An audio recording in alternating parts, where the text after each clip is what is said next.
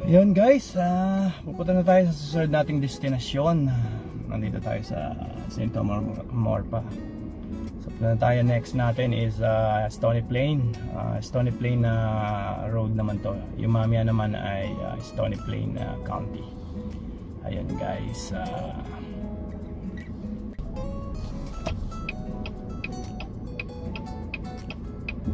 So guys, ang ating dadaanan ay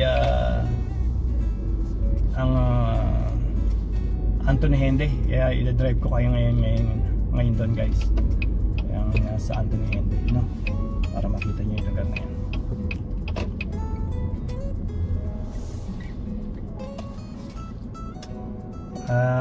Anthony Hende nakapaikot sa Edmonton. Parang ano siya eh. Kung Edmonton bilog, yung Anthony Hende naman nakaikot siya pa parang service road para hindi ka ma-traffic or parang bypass sa atin yung parang bypass sa atin yung Anthony Hende. Nakita nyo na hindi mo na kailangang dumaan sa pusod ng Edmonton kung ikay may pupuntahang lugar sa kabilang city o sa other side ng Edmonton. So ito yon para let's say punta ka ng Sherwood Park, St. Albert, ito yung mga pupuntahan mo o ito yung mga dadaanan niyo. Pakita ko sa inyo yung road.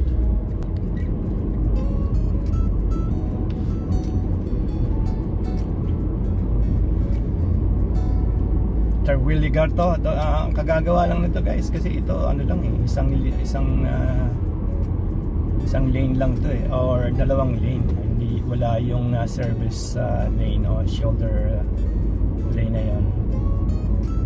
Ito yung dinagdag. So bali dalawang lane ang dinagdag dito kasi gusto nilang gawing express din tong lugar na to, itong Terwilligar na to. Ayan. Itong gawing kanan nyo guys, kung mapapansin nyo, din ako dyan. Area ko din yan before. Ayan, dyan din ako nagtatrabaho sa area na yan. Dyan ako nagdi-deliver yung neighborhood na yan. Neighborhood na yan. Ayan.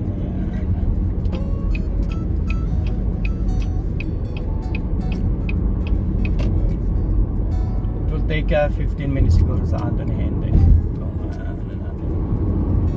Tayo sa west side. Ayan. Makikita nyo guys, sabi niya Anthony Hende Drive West. Ayan. West side tayo. So kung yung pupuntahan natin dadaan pa tayo ng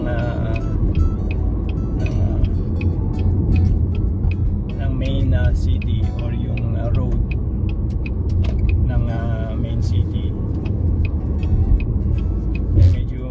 Bagal. Pero naman ngayon, holiday, kaya mabilis na rin yan kahit saan ka pagkaganito sa atin. Dito Anthony Hende is 100. Dati may mga speed trap dito ngayon tinanggal na nila dahil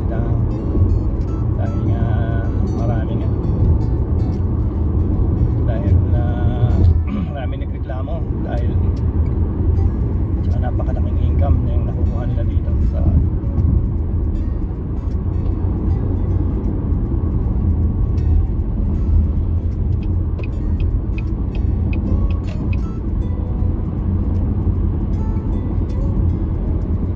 na rin ito, kagagawa lang dito, natapos lang ito guys.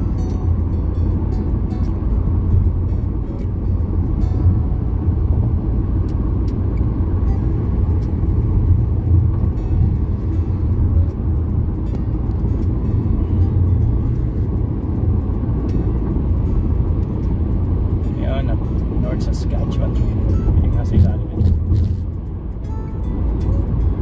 Pwede tayong tumakbo ng na control natin naka-cruise control tayo sa 103 pero pwede natin gawing kasi 100 dito, pwede kang tumakbo ng 105 pagka yung ganito hindi ka masyadong hindi ka pa matitikitan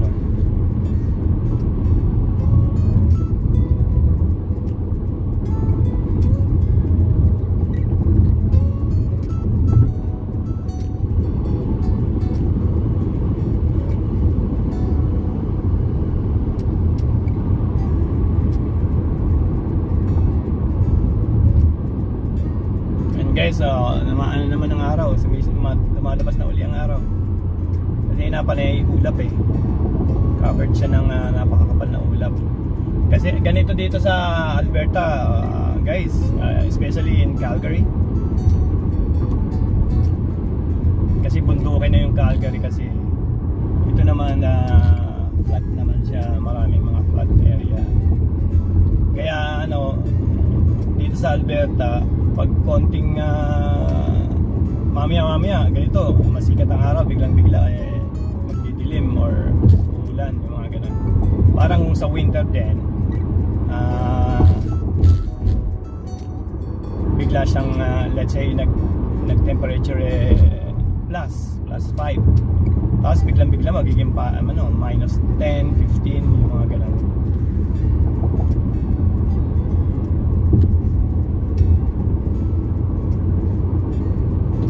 Yan, tinatahak natin tong Anthony Henday.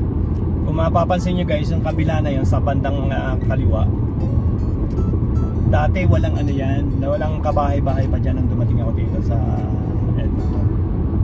Panay gubat yan, panay malawak na kapatagan, malawak na flat area, grassy yung tinatawag. Ngayon guys, wala na, panay bahay na ngayon, condos, houses.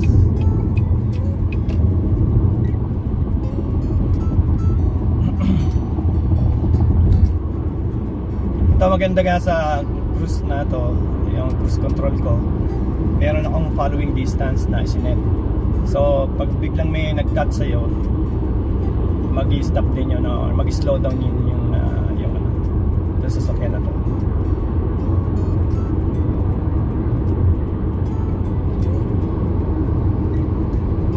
Kasi naalimpungatan ka, kasi naka-cruise ka, basta naka-cruise control ka, naalimpungatan ka, biglang may kumat sa'yo sa unahan na napaka short na yung distance, pasok dun sa distance ko na sinet up, na yung distance ko is medyo malayo-layo ang distance ko. So iano na agad niya yun, magbe-brake na agad yung magbe-brake na agad yung sasakyan. At siya inalimpungatan ka rin, nagda-drive ka sa highway, bigla mong na ibaling yung manubela sa kanan, pero naka-cruise control ka, hindi ka papayagan ng manubela na mo, tsaka mag-a-alarm siya. Pipigilan ng manubela na maibaling mo dun sa kanan o kaliwa. Ang ginawa ko kasing dito, notified me na malapit na ang distance ko or yung collision na na-detect niya, air collision na, yung upuan, let's say nakatulog ka o na-equilibre ka, yung upuan, gigisingin ka ng upuan kasi doon ang ginawa kong notification. Vibrate na yung upuan, imamassage niya yung upuan, kaya mararamdaman mo agad massage. At saka yung alarm na red alarms dun sa dashboard.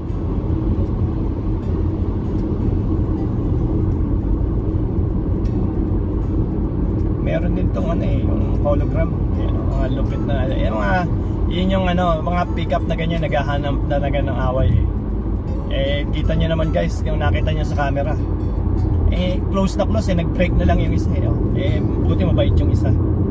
Mostly ang pick up truck dito, hindi ko alam kung bakit na mga ganyan lang ugali. Naka-pick up truck siya, tingnan mo yung ginawa niya, kung guys panoorin nyo mabuti. Na yun kung hindi nag-brake yung isa, sapok na yung isang yun ay no.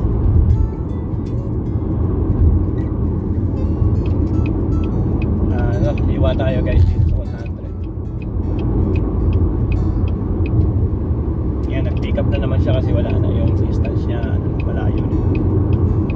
Ayan, na-detect niya, nag-brake agad siya guys. Initawan ko yung manubela niya, pagka liliwa siya, meron akong kasi natawag dyan, yung lane assist. Ayan kung natinig nyo guys, take the steering daw, take the steering. Ginaguide niya ako, pero hindi advisable guys na yan. gusto niyang baguhin yung ano.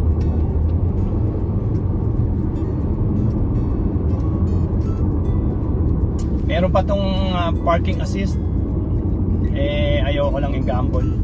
Sinubukan ko na one time, pero ayoko lang i-gamble kasi mami ano.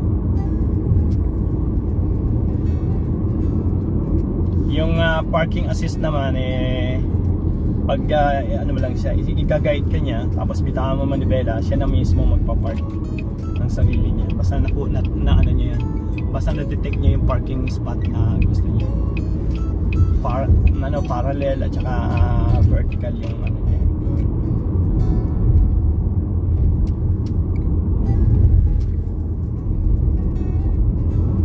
Sabi nga dito guys or kasolid, pagka wala kang utang dito, hindi ka Canadian. So gusto mong matawag na Canadian, yun parang utang ka dito, utang doon. Ako guys, ito sabi ko sa inyo,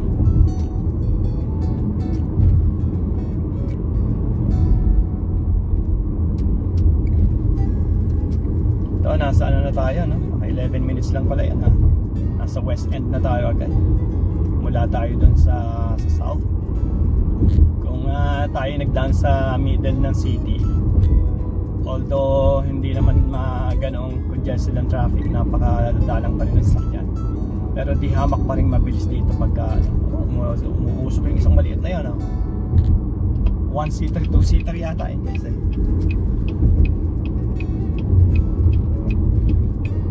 kuha siya agad ng ilang minuto lang.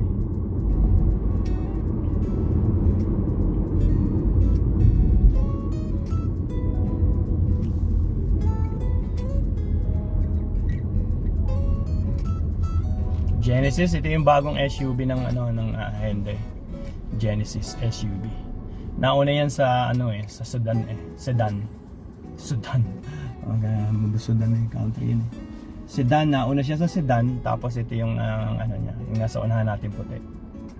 Iyan ang SUV ng yan yung luxury high-end ng SUV ng Hyundai. Kasi ang Toyota is Lexus, di ba? Yung mga ganun. Ito yung high-end naman niya. Ang Audi yata, Audi is ano ba ang Audi? Volkswagen ba? Volkswagen yata ang high-end ng Volkswagen is Audi. Ang lahat kasi yan ang Acura is Honda. Acura is Honda yung kanilang high-end. Ang Acura ang tawag naman. Yun ang mga high-end nila. Yan. Yun lang ang mga gonting kaalaman tungkol sa sasakyan, pero hindi ako masyadong maalam sa sasakyan eh. Na-share ko lang sa inyo kung ano yung alam ko na nananyamba lang. Ayan. Medyo malamig-lamig ngayon na temperature check is 21 lang degrees. Kaninang umaga 17 nung umalis ako sa bahay. 17. Ay alas 2 na ngayon eh. Kailangan nyo. Malakas ang hangin. Napaka-windy. Hindi ko alam kung sila nandoon. Tingnan natin. Balikan ko kayo guys, ha? Mabalik tayo agad. Dito ako na red light. Nako guys, tapat na yung mismo. Alaking pera. Ayun guys, okay, nagbabalik at malapit na tayo sa area. Dito na tayo sa Stony Plain area. So it's ilang blocks lang dito from here. Nandito na tayo.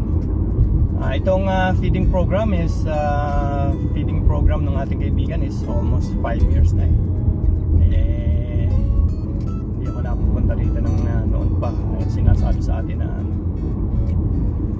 noon pa hindi ko naman nakapuntahan. Ngayon lang guys, tingnan natin yung feeding program na ginagawa nila. Alam ko 158 yun ito. So 158 turn tayo rito. Turn na tayo dito guys. Dito ako nang galing kahapon. Dito 158. Yun.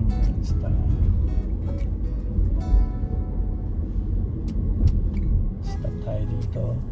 Pa tayo mag-go-go.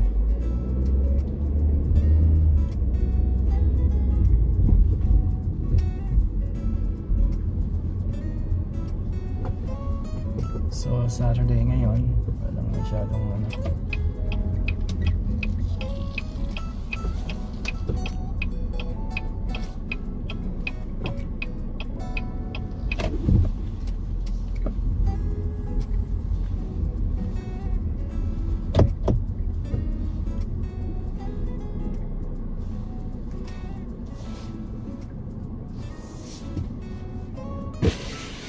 Road? By the road? Which one is yours? Which one is yours? Nissan. Okay, okay, bro. Yeah, Okay, okay. okay. Thank you. Yep. Thank you, thank you.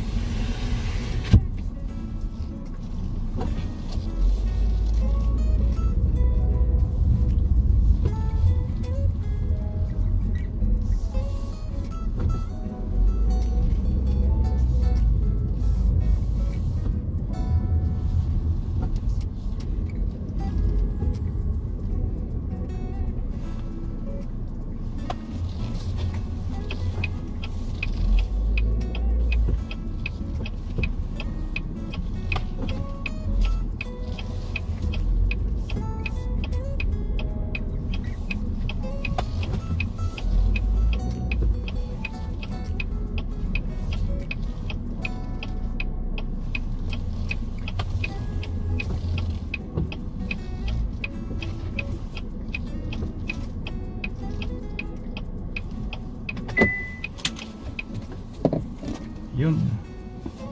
So guys, yung ating kaibigan.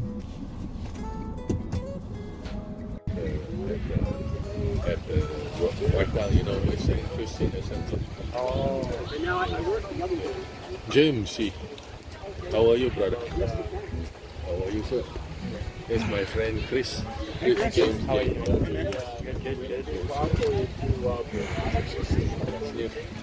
Yes, it sure would.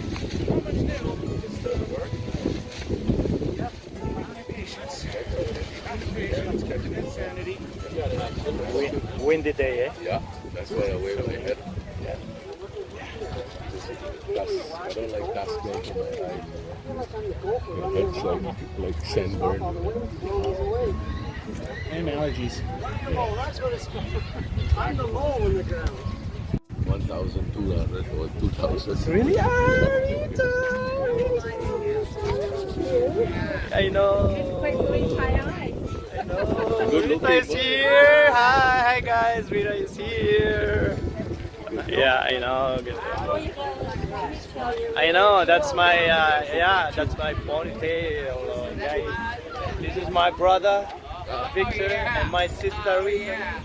And welcome to my world. Welcome to my world. You want donut? No, we're good. I'm good. Yeah. Hi guys, this is the feeding program of my friend Victor. Brother Vic with me for a long time. Yeah, we've been known each other for 14 years, and I'm actually the official photographer of their wedding, Brother Victor. See black over there. Yeah. Oh, it's a volunteer? Oh. They live around this neighborhood. Around this program. Oh, okay. There's a washroom. 2 washrooms. Also, you guys provided too? Yeah. No. It's the CD. Somebody donated the it? CD. The CD provider. Oh. It used to be Christmas lights. Yeah. It's a likely thing. The bus station over there. Cross over. Number 7-Eleven. Yeah.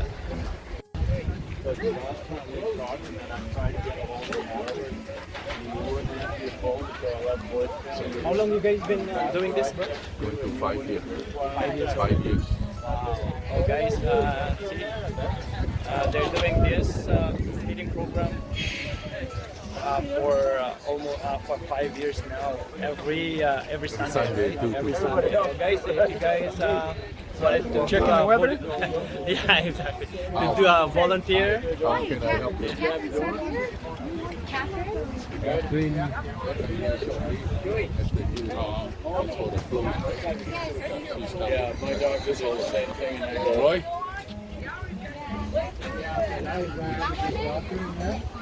Anyone wanted to do a volunteer every Sunday? They're doing it every Sunday. A feeding program.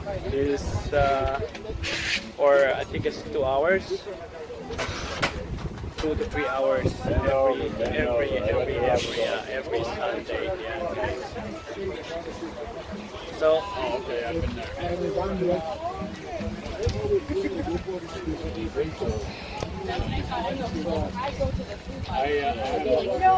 have my back. Basically, like when you get up from the chair, your blood pressure goes up, mine goes down. and guys, galing na tayo dito sa feeding program.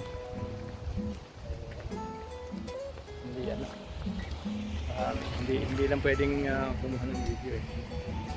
Dahil yung iba ayaw magpakaan. So nakakuha lang ako ng content and umalis na tayo guys. Punta naman tayo sa Stony Plain. At doon ko naman kayo papasyal guys sa Stony Plain sa ating isa. Yung barkada ko ng college. At siya nagtatrabaho sa Wendy's. Tingnan natin. Pasyalan natin siya. May bibigay rin ako sa kanyang pinabili niya nung umuwi ako sa Pilipinas. So guys, samahan niyo ako at punta natin na friend ko. Sa video ito guys, tapusin na natin. No? Guys, salamat po sa inyong pagsubaybay. Hanggang hindi pa po nagsusubscribe, please subscribe. Thank you po sa mga nag-subscribe. Thank you so much guys. See you in a bit.